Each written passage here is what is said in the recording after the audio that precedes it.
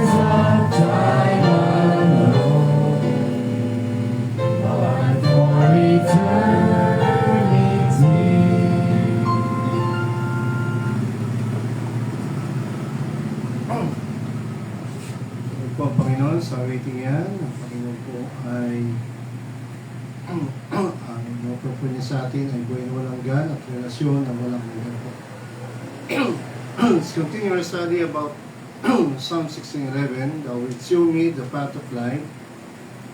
In God's presence, fullness of joy, at thy right hand are pleasures forevermore. Patuloy po natin pag-aralan ang kaibahan po ng joy and pleasure. Joy and pleasure are related but distinct concept. No? Ito ay may konting kaugnayan, meron pa rin pagkakaiba. Joy, a deeper, more absolute emotional state, characterized by happiness, contentment, and fulfillment. Medyo malalim po ang joy. No? At ito ay may sukdulang patungkol sa ating emosyon, no? Sa kalagayan ng emosyon. So ito'y nakakaranas ng contentment, kasiyahan, kagalakan at fulfillment, no? Mga bagay na nangyayari, nagaganap sa buhay mo. Ang joy po ay ano makita natin dyan, it arises from meaningful experiences. Ito'y nanggagaling sa makabuluhang karanasan ng buhay mo, no? Mga relasyon, o mga natamong tagumpay, no? Achievements. Joy can be a long-term sustained feeling. No? Ang joy po ay pangmatagalan, nararamdaman at pangmatagalan po yan. No? Joy may not always be intense or dramatic.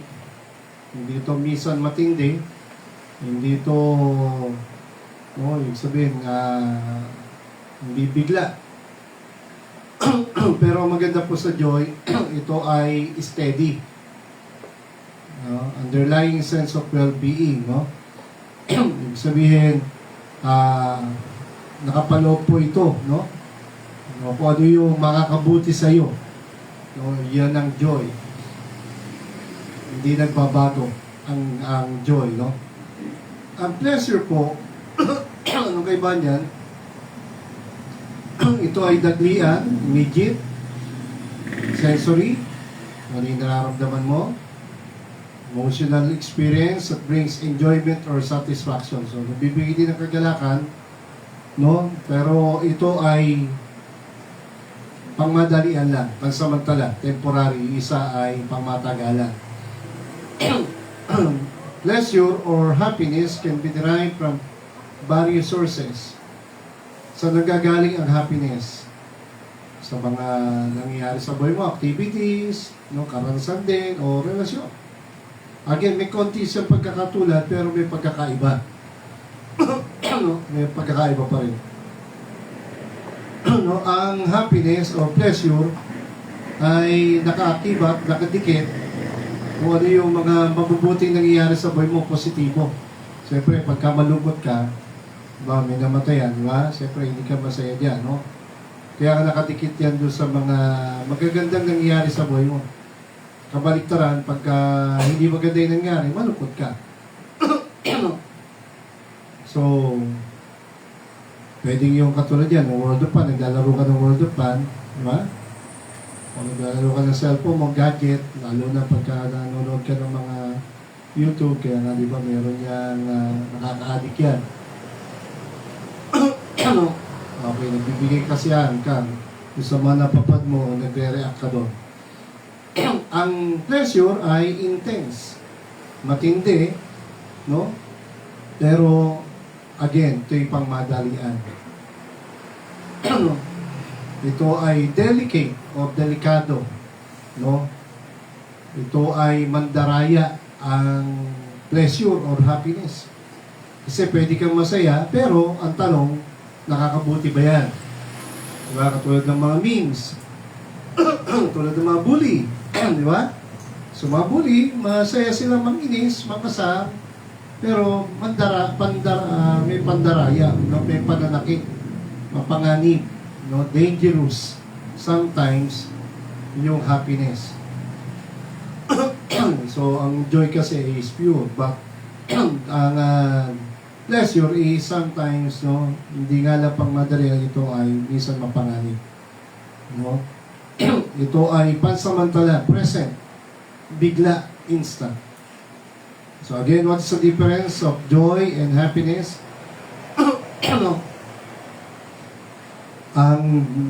Tingnan natin yung kalaliman nito at hanggang kailan ito tumatagal. Okay. Again, joy tends to be more profound. No? So pag sabi natin yung profound ay kita ko na yung meaning kanina, nakalimutan ko naman. Okay, profound. Dali nga po. Okay. Kita ko na kanina. Profound. Yun. Profound ay makita natin dyan, ito po ay malalim. Malalim or sukdulan. Okay, absolute. Yun ang magandang meaning po ng profound, no? So, yung profound ay malalim, sukdulan, pure. Again, no? Joy ay, ang joy po ay tumutukoy ito sa sukdulan, no? Malalim. So, samantala ang pleasure ay mababaw. Diba? Minsan, nadapa ka lang, o ano, diba? Simple, no? Natatawa ka agad. Pero ang joy ay malalim, malinis, at sukdulan, no? It is a long-term emotional state. Pang matagalan, no? Nararamdaman ng iyong puso, kalagayan ng iyong puso. So again, it is malalim at pangmatagalan, no? Samantalang ang pleasure ay, yun nga, no? Mabigla at lumilipas. Fleeting. Okay, fleeting, lumilipas. Temporary, short time. So, yan ang happiness, no? So, yan ang pleasure. Masaya ka, pero temporary lang. Maya-maya lang, iyak ka na naman, di ba? So, pabago-bago emosyon, no?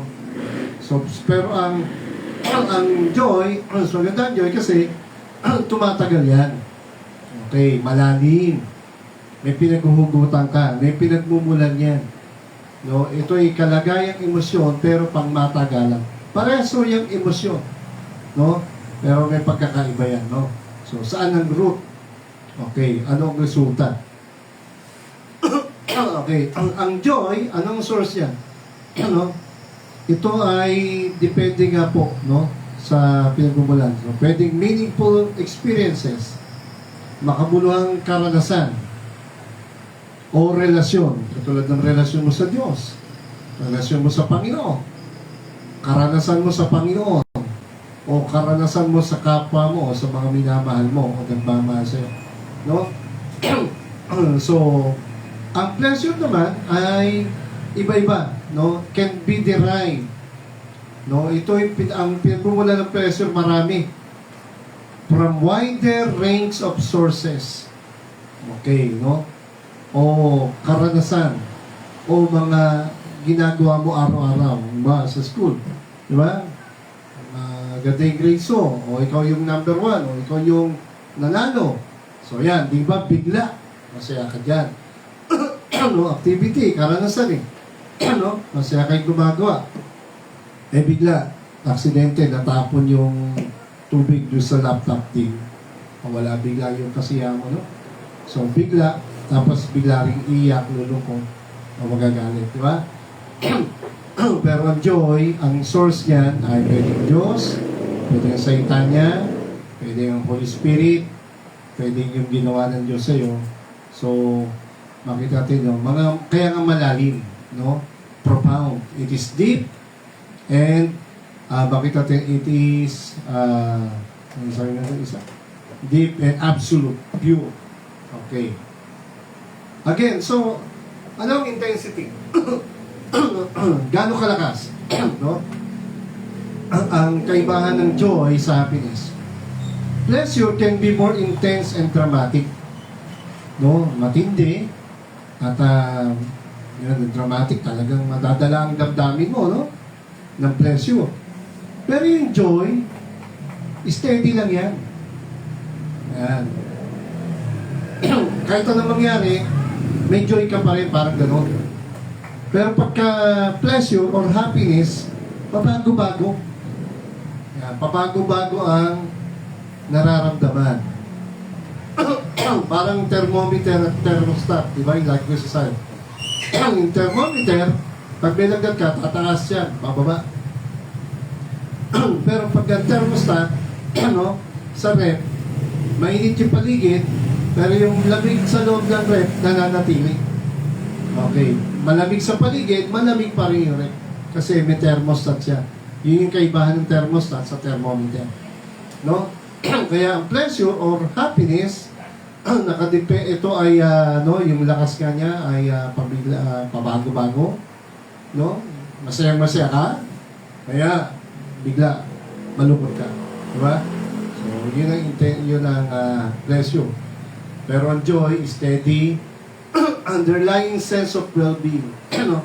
So, nakapaloob ito sa isang, nararamdaman sa isang, kung ano yung no, mula sa iyong magandang kalagayan o doon sa ano yung makakabuti sa'yo. No? Kaya nga dito sa Psalm 16:11, makita natin, yung praise the fullness of joy, ano, napupuno ng mag-uumapaw na kagalakan at pleasures forevermore. No? Kasiyahang magpakailanman. No? Ang ganda po ng sinabi ito ni David, no? Yung galing sa Diyos na nag-uumapaw na kagalakan at kasiyahang hindi pansamantala. Ang ganda eh. Ang ganda ng sabi dito ni David, no? Sabi niya, ang binibigay ng Diyos daw ay hindi lang kagalakan, nag-uumapaw na pupunong kagalakan. At hindi lang kasiyahan, kundi napansamantala kasiyahan pang walang hanggan. Ang ganda po nun eh. No? Ang ibig sabihin ito, ay nagtuturo na ang Diyos, ang presence ng Diyos, kapag nakilala mo siya, at kasama mo siya sa buhay mo, sinasamahan ka niya at dumidepende ka sa kanya, ito ay nagbibigay ng malalim na kahulugan, no, ng kagalakan at fulfillment. Sabihin, mayaman ka man o mahirap, pag kilala mo ang Diyos, no, kumpleto ka, fulfilled ka, walang kulang. As well as ongoing, so ano ba yung nangyayari sa buhay mo? May problema man o wala, makita natin dyan, ano ba yung nangyayari sa'yo? Masaya ka pa rin. Yung kasi hindi naubos. Yung pleasure, hindi nakadepende sa mga nangyayari lang o natatanggap mo o nararanasan mo o nararamdaman mo. Kasi, ang Diyos, ang siyang source ng kagalakan mo. No? Kasama mo siya. So, makita natin yan. Kaya napakaganda po, it is as well as ongoing pleasures. What is again the difference of joy and happiness? Let's look on this. Medyo malalalim po ito ng konti. No? Pinag-aaralan ko pa, pero silipin natin ang konti. Meron ditong 11 quotation about joy and happiness. Sabi niya rito, joy is a little word, happiness a bigger word. Marami ang letra niya ng happiness, ang joy, 3 lang. Maiksing salita, mahabang salita. No? Ano ang pagkakaiba niya? Joy is in the heart, lalo na kung galing sa Diyos, galing sa Panginoon, sa salita niya. But happiness is on the face. Yung joy nakatago inside yan eh. Pwede hindi nakikita sa labas, kala mo wala pa, pero kahit ba't ng problema yan, may joy ka pa rin. Pero ang happiness, nakikita mo lang sa mukha, mukhang masaya siya, pero deep inside, malungkot pala siya. Di ba? Kaya madaya ito no? Yung pagkakaiba ng joy at happiness. Yung joy ay mula sa Diyos, may nakilala mo ang Panginoon at ang salita niya, ang mga pangako at plano niya, mananatili yan sa puso. O hindi yan nawawala, hindi yan naaagaw ng mundo. Because of the promises and the plan of God, at lalo na kung ang presence sa kasama mo siya araw-araw. But happiness, is on the face of man. Pwedeng masaya siya, no? Masaya siya, mayaman siya, katulad yan ng mga nangyayari ng mga taong yumaman sa maling paraan o yumaman sa tamang paraan, masaya siya, mapera siya, nabibili niya lahat ng bagay, but deep inside, napapansin niya parang may kulang, parang si King Solomon. Di ba? Sabi ni King Solomon, in the book of Ecclesiastes, di ba? Vanity is di ba? Vanity is, nasabi niya, lahat ng bagay, walang kabuluhan. Vanity of vanities, all are vanity apart from God. Sabi niya, kasi ang hinanap niyang kasiyahan sa mga bagay, sa wine, sa wealth, di ba? Sa wisdom, katalinuhan, sa worldliness, di ba? Mga bagay na pangsamantala. Sa trabaho, work, sa wife, sa women, di ba? Doon niya hinanap So, pwedeng masaya sa ngayon sa babae, pero magsasawa siya, iba na naman gusto niya. Di ba? But the joy that is pure and perfect, nagbibigay ito ng kapayapaan sa puso. Ito ang joy na binibigay ng Holy Spirit at ng Panginoon. Joy is in the heart. Tama yun, steady yan. Hindi nagbabago. But happiness, mabago-bago yan. Masaya ka ngayon, mamaya, hindi na. No, temporary. Joy is eternal. Ano? Joy is of the soul.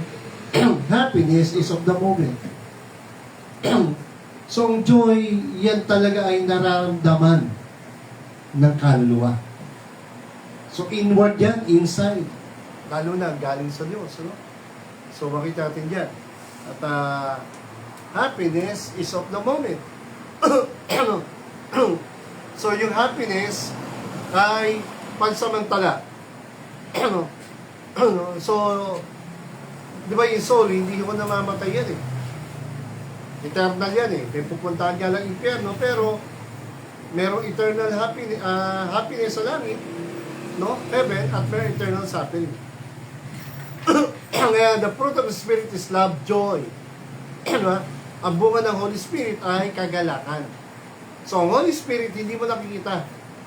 Ang soul, hindi mo rin nakikita. That's why joy is inward. No? Ito ay pangloob na kalagayan, na nararamdaman ng kaluluwa. Lalo na pagkaligtas siya. Di ba? Pag totoo kilala niya ang Panginoon. Pag sinasamahan siya ng sa mga ginagawa niya. Kahit ba't ang problema yan, sabi nga ni Nehemiah, the joy of the Lord is my strength. Ang kagalakan ng Panginoon ng aking lakas. Di ba? Sabi ni Nehemiah. But happiness is of the moment. No? Happiness is of the moment. Ito ay pansamantala. Pansamantala, no? Makita natin dyan. No? Okay. Hello. Okay. Ang happiness ay pansamantala, no?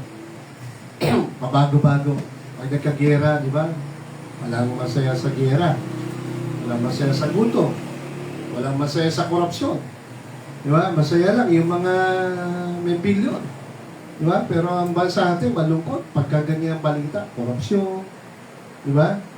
O yung si Torre natanggal, maraming malungkot. So, kung ano yung nakikita mo, napapan mo, napapalitaan mo, naapektuhan ka. Ano? Pero pag alam mo ang plano at pangako ng Diyos, sa Bible, lalo na ang pagbabalik ng Panginoon, meron tayong pag-asa. May joy sa ating kaluluwa na hindi mawala, hindi maagaw. No? Ito ay eternal, hindi ito pansamantala. Okay. So, ano pa? Number 4, joy. Ang joy po ay transcends. Ano po yung transcends? Dama na dictionary rito, nanaling kasi, no? So, pag sabi natin transcends, ito ay mas malakas o mas dakila o higit pa sa limitasyon. Yan ang maganda sa joy, ano? So, ang joy pala ay walang limitasyon eh. Tingnan niya si Paul and Silas, iba, nakakulong sila, binugbog yung mga alagad, binugbog sila, di ba? Dahil sa pag-preach ng gospel, no? Siyempre, saktan, masakit yun, no? Binugbog sila, halos patayin na sila.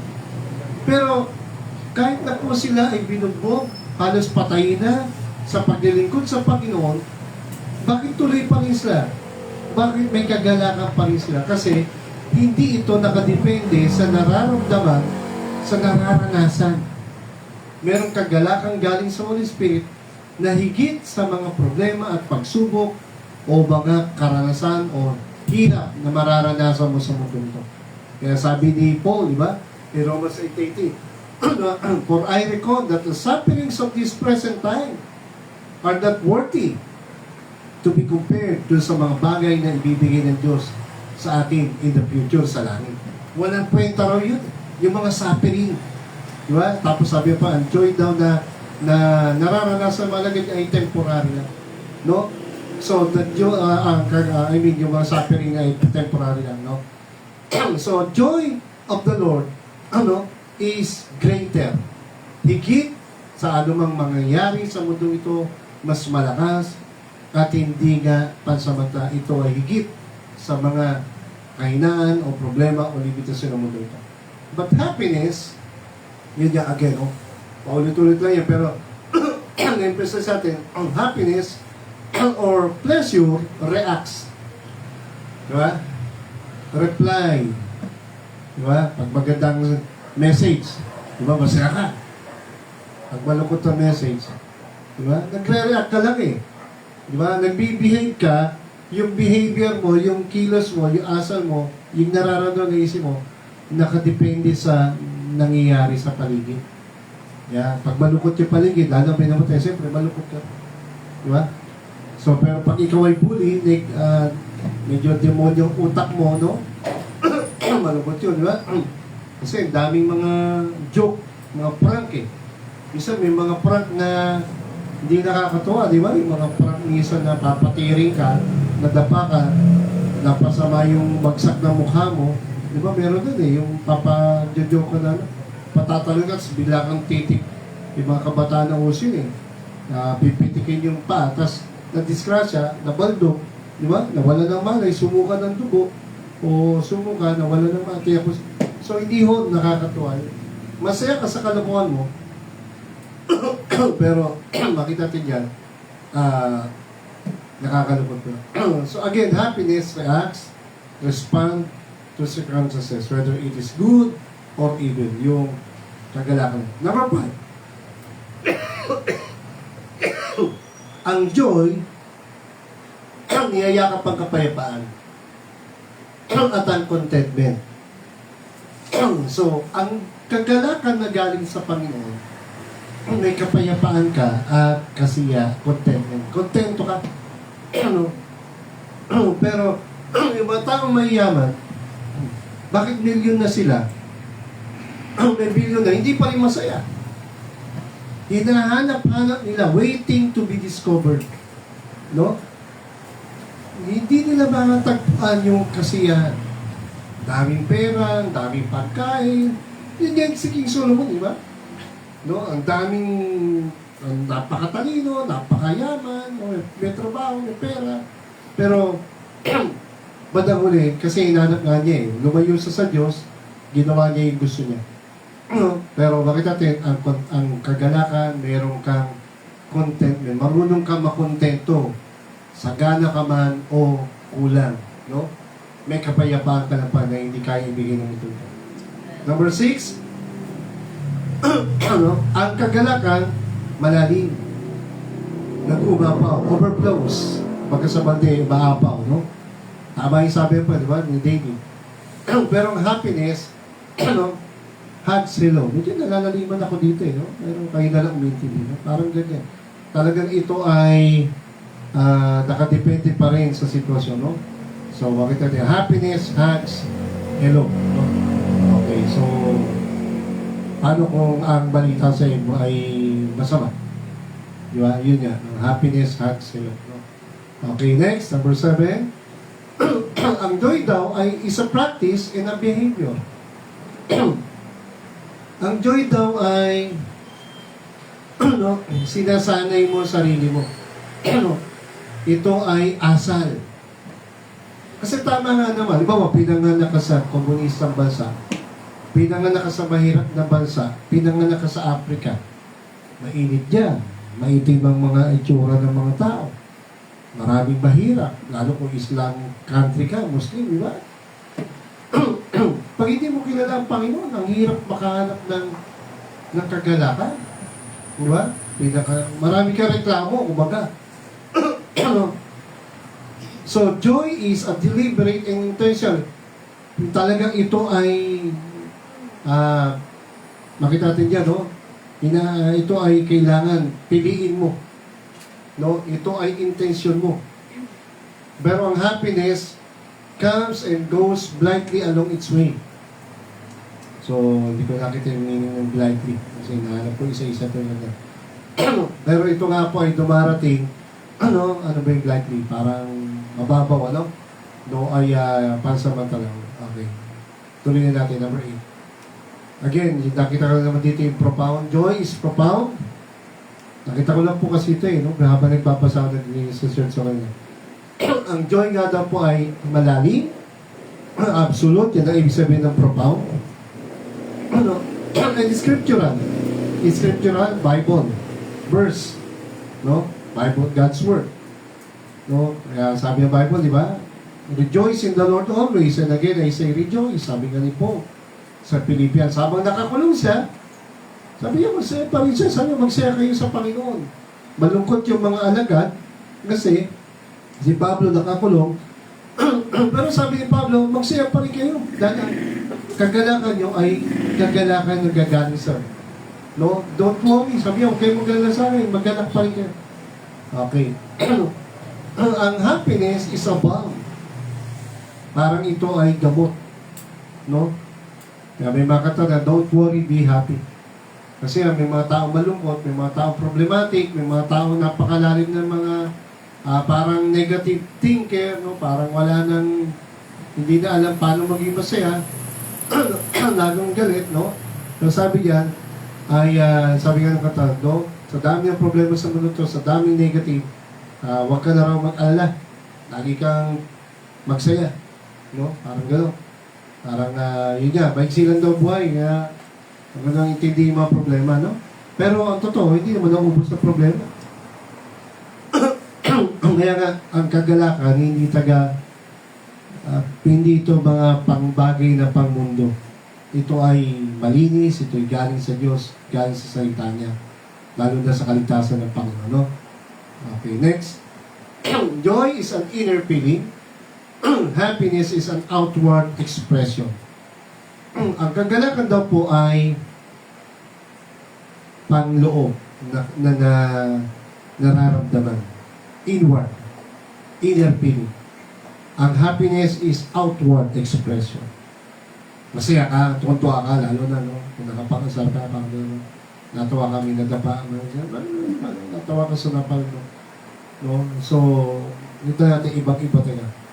Pero pag may joy ka na pa, hindi ka tatawa sa mga taong napapahamak, ano? Okay, next, number 10, the last. Next week na natin ituloy iba. Hanggang 11 yan eh. Sa next week ko na ituloy number 11. Ang joy endures hardship and trials. Connects with meaning and purpose. Okay. Ang kagalakan daw, nagtitiis sa mga problema, sa mga kahirapan, at meron itong tinitingnan mo yung mga problema na may purpose. May dahilan. Yan. Kaya pag ikaw ay wala kang joy, di ba?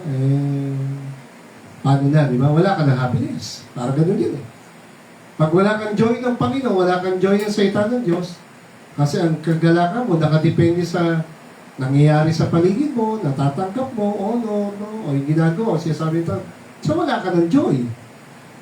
Pero pagka, meron ka joy ng Panginoon, ano man na mangyayari sa paligid, no, meron kang, ano ba yung problema niyan, magtitiis ka, no, kaya mo harapin yan, no, yung mga pagsubok niyan, nang may kabuluhan at kahulugan. Kaya, last verse, yung ating verse, bago tayo magtapos, no? Marami pa siyang verse na nilagay dyan, kaya lang hindi ko na for the sake na. Kaya sabi niya pa, di ba? Sabi niya sa John 16, 33, sabi niya, okay, these things I have spoken unto you. Di ba? Ang mga bagay ito sinabi sa inyo, na sa akin, meron kayong kapayapaan, sa mundong ito, ay may kapigatian. Pero sabi ng Panginoon, meron pa rin, sabi niya, magsaya pa rin kayo, be of good cheer, be of good, meron pa rin kayong source of joy. Bakit? Sabi pa, kasi, kahit anong mangyari sa inyong problema sa mundong ito, meron kayong tagumpay at kapayapaan galing sa Panginoon. No? Ang Panginoon hindi nangako nang wala ng problema. Hindi siya nangako nang wala ng kahirapan, wala ng gutom, wala ng gera, wala ng sakit. No? Wala ng persecution. Pero sabi niya, makakaranas kayo ng kapayapaan sa Panginoon. Kahit maraming problema, makakaranas pa rin kayo ng joy galing sa Panginoon. So again, what is this kind of joy? Joy endures hardship. The fruit of the Spirit is love, joy. It is the true joy of God, of the Lord, is from the Holy Spirit. No? Galing, kung meron bang kagalakan na panlabas, no? Galing sa Panginoon, galing sa Holy Spirit, galing sa Word of God. Pero, again, it is inward. Merong meaning ito. Lahat na nangyayari, kahit anong mangyari, no? Lalo yung mga palo man yan, pagsubok pa yan, di ba? Persecution man yan, problem man yan, kaya mong harapin because of the Lord. Di ba? Sabi pa nga pa sa John 15, naalala ko to isang verse, no? Meron pa sabi niya dito, okay, saan na yun yung sabi niya dito? Yung joy, ito, sabi niya, ang mga bagay nito ay sinabi ko sa inyo upang ang aking kagalakan ay manatili sa inyo at ang kagalakan din ay mapuno, umapaw, busog kayo. Ano itong joy na tutukoy pa dito? Ano yung mga bagay na sinasabi niya rito? From verse 1 to verse 10, it talks about yung fruit bearing. Magbunga kayo, mag-soul winning kayo, manatili kayo sa Panginoon, dumepende kayo sa Panginoon. Di ba? Sabi niya, kasi kung wala ako, without me, you can do nothing. Sabi niya ba? Kung wala daw ang Panginoon, wala tayong magagawa. By depending, by abiding, by fruit bearing, what is the result? Bakit yung sinasabi niya pa itong mga bagay ito? Manatili tayo sa Kanya, mag-obey tayo sa Kanya, no? At magbunga daw tayo, maglingkod tayo. Sabi niya, ito yung in-emphasize sa sabi niya kasi ito yung mga bagay na magbibigay talaga ng kagalakan sa inyo. At sabi niya, ito yung kagalakan ko. Sabi niya pa, ito yung kagalakan ko, yung galing sa Ama, yung kagalakan na binigay sa Ama sa akin. Maglingkod, may suffering, pero kaya mong harap yan. At ito yung nagpapasaya sa Panginoon sa Ama, at ito rin ang dapat nagpapasaya sa mga tunay na ligtas o alagad na pa. Sabi niya, that your joy might be full. So, hindi ito nakadepende sa nararamdaman mo lang, sa mga pansamantala, o sa mga bagay na nangyayari sa mundo. Okay, so manalangin po tayo. Lord, salamat sa ita mo, pagpalain niyo po ito. Usapin niyo kami, tulungan niyo kami palagi. Lord, na laging dumipende sa inyo, lagi po magbunga, mag-aking kalwa, maglingkod, manalangin, at manatili sa kalooban nyo.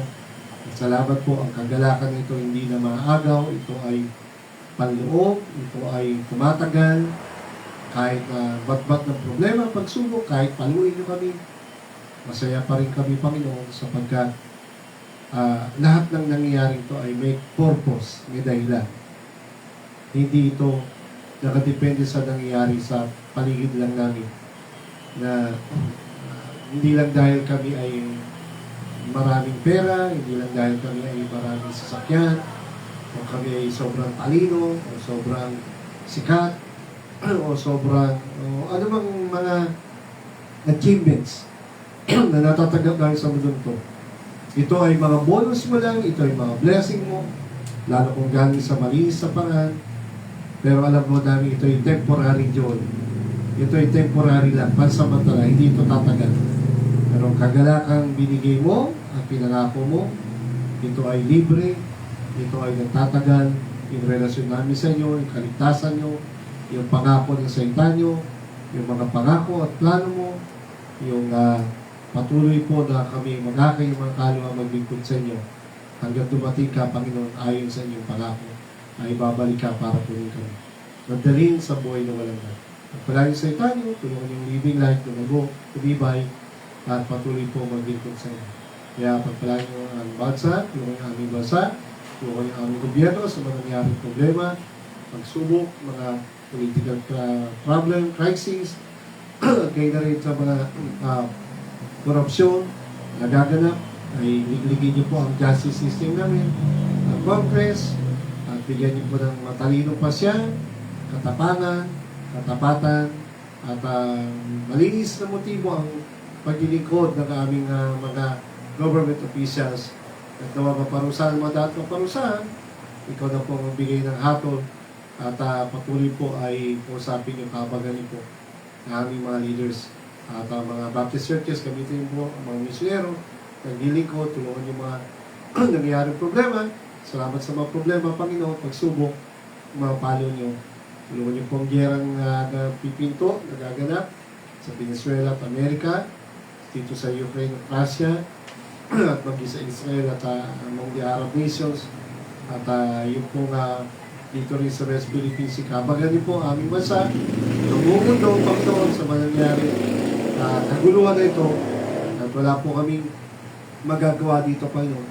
Hindi namin kaya kontrol ito, ikaw na nakakalanto at mga leader na nag-iisip ng mga bagay ito, ay kahabagan niyo po ang mga taong naapektuhan, nadadamay at nahihirapan sa mga.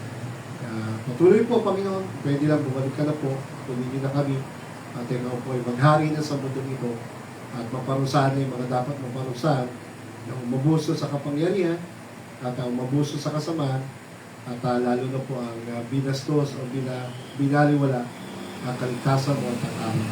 Wala niyo po sa tayo, tulungan niyo po kami lumago, tumibay pa, at lalo na lumakas sa aming pananampalatayang paglilingkod sa inyo hanggang sa abutan niyo kami ginagawa at kalooban niyo. Kaya darating yung pamilya, pasat sa gabi ito, sa matamis sa Papa ng Jesus. God bless po, see you on Sunday. Good day po.